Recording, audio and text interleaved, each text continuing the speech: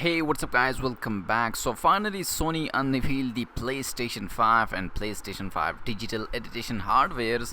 After months of scarcity, Sony finally unrevealed the design of its next generation PlayStation 5 console. Actually, it unveiled two of them, a standard edition and a digital edition with a no optical drive. The PlayStation 5 has a sleek vertical design dominated by white panels on either side, sandwiching a curved black interior. As you can see on this picture, the center portion has what looks like a standard USB A and USB-C port on the front, along with a blue LED lighting and vents along the top curve. The back of the console remain a mystery for now. The PS5 is placed within a vertical stand, something Sony has always had for its consoles, starting with the PS2.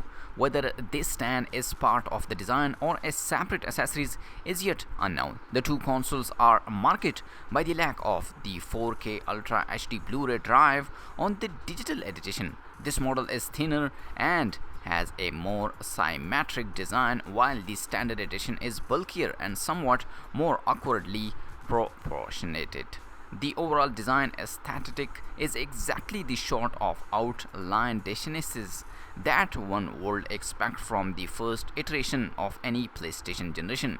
It matches the DualSense controller design perfectly, which already foreshadowed the white and black aesthetic back in April. Compared to the Microsoft stark and minimal Xbox Series X design, the PlayStation 5 looks like something out of science fictions.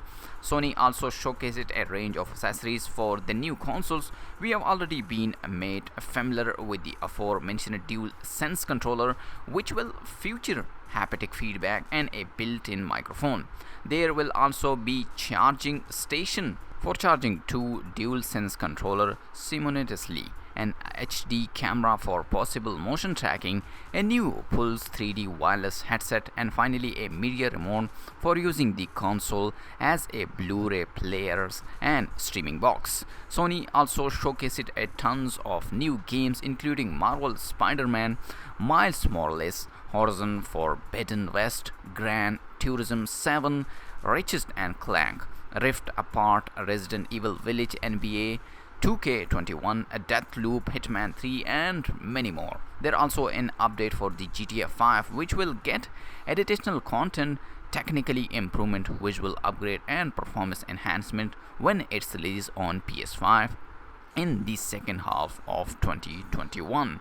So aside from all of that, we don't yet know the pricing and the precise launch date. Expect to find out all of that as we get closer to the end of 2020 launch. You can check it out, the new trailers and more, on the PlayStation blog.